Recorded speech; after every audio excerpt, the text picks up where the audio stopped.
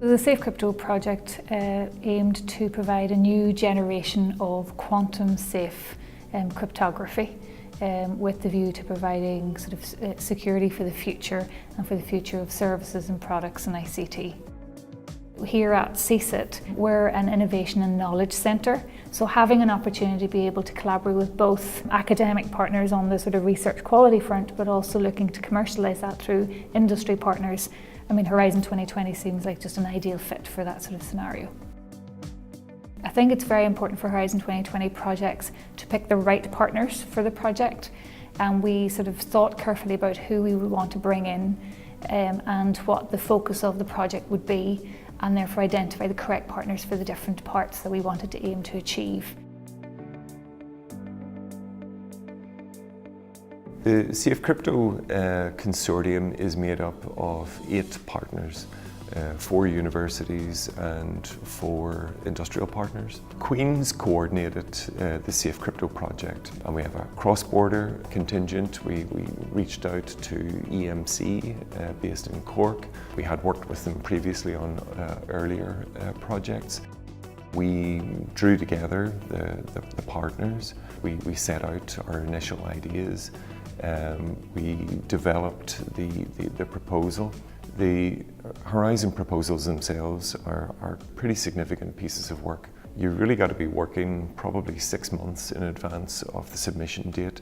I think our proposal came in at over 100 pages. We were successful in our bid. Total project budget was just over €4 million.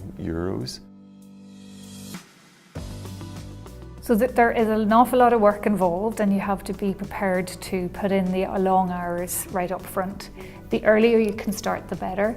If you have any sort of insights as to what calls are forthcoming within the programmes, if you can even start as early as you can to even form the partnerships, that's a very useful exercise.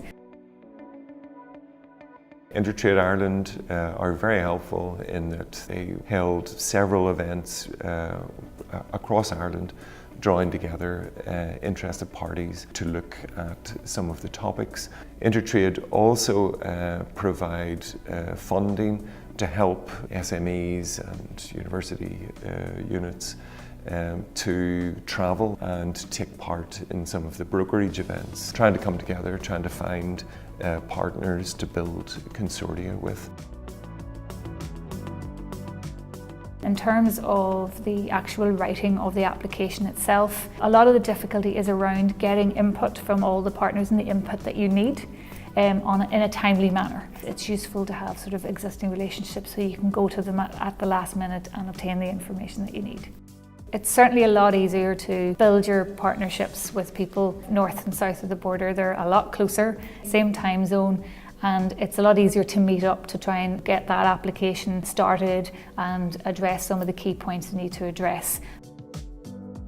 We start the process with developing a one-page proposal in microcosm. What the overall aim of the project is, why we need to do it now, what the primary objectives and outputs are, who will be the first users, industrial users of those outputs, and a little around the policy context.